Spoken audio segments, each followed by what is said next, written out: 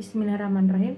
Assalamualaikum warahmatullahi wabarakatuh. Perkenalkan, nama saya Septi Puspitasari Abbas dengan NIM 1314-21102. Saya mahasiswa Manajemen Pendidikan Universitas Negeri Gorontalo.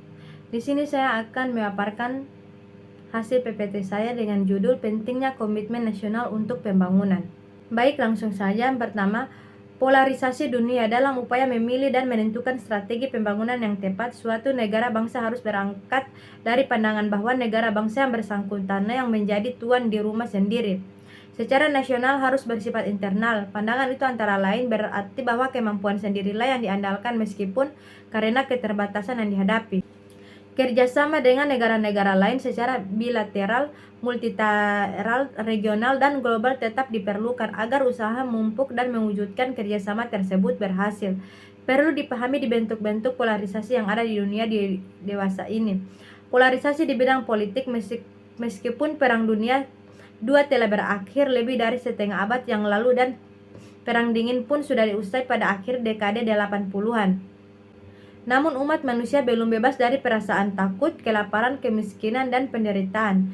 Berikut polarisasi di bidang ekonomi. Polarisasi di dunia bidang politik dan ekonomi tidak dimaksudkan untuk menonjolkan berbagai bentuk perbedaan antara negara-negara di dunia, melainkan semata-mata untuk memberikan bahan pemikiran tentang upaya apa yang dapat ditempuh demi peningkatan kesejahteraan umat manusia meskipun terdapat perbedaan-perbedaan antara satu negara dengan negara lain. Berikut komitmen nasional. Keberhasilan pembangunan, keberhasilan penyelenggaraan pembangunan dalam semua segi kehidupan dan penghidupan bangsa menuntut komitmen seluruh komponen masyarakat. Idealnya berdasarkan strategi dan rencana pembangunan yang ditetapkan oleh pemerintah. Semua warga masyarakat turut menjadi pemain dan tidak ada yang sekedar menjadi penonton. Berikut elit administratif dan perannya. Meskipun pemenang benar bahwa pemerintah bukanlah satu-satunya pihak yang bertanggung jawab untuk menyelenggarakan berbagai kegiatan pembangunan nasional, tetap merupakan kenyataan bahwa peranan pemerintah dengan seluruh jalannya bersifat dominan. Pemerintah berfungsi antara lain untuk menjabarkan strategi pembangunan nasional menjadi rencana pembangunan, baik untuk kepentingan jangka panjang, jangka sedang, dan jangka pendek. Aparat pemerintah pula lah yang harus menciptakan iklim yang kondusif untuk meningkatkan kepedulian dan partisipasi berbagai kelompok di masyarakat. Berikut elit cendekiawan dan perannya dewasa ini. Ilmu pengetahuan berkembang dengan kepesatan yang belum pernah dialami oleh umat manusia sebelumnya.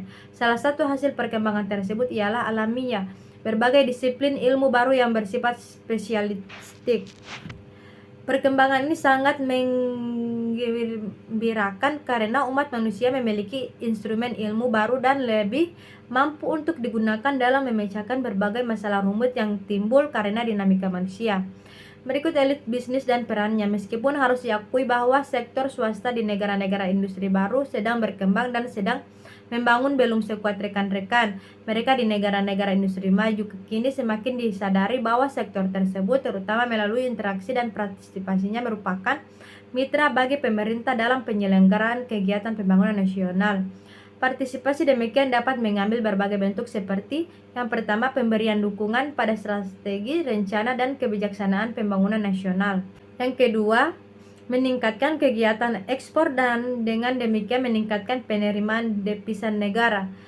Yang ketiga, mengurangi pengangguran dengan menciptakan lapangan kerja yang lebih banyak. Keempat, menghasilkan produk untuk konsumsi dalam negeri sehingga mengurangi impor bahan tertentu karena memang sudah dapat dihasilkan di negara sendiri.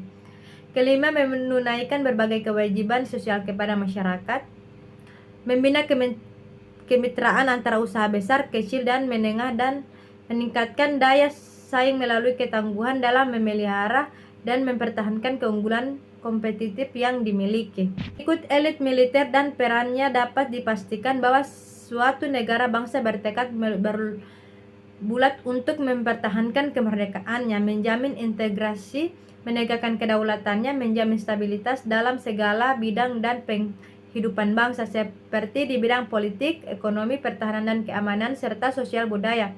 Oleh karena itu, setiap negara memerlukan pertahanan nasional yang ampuh dan andal.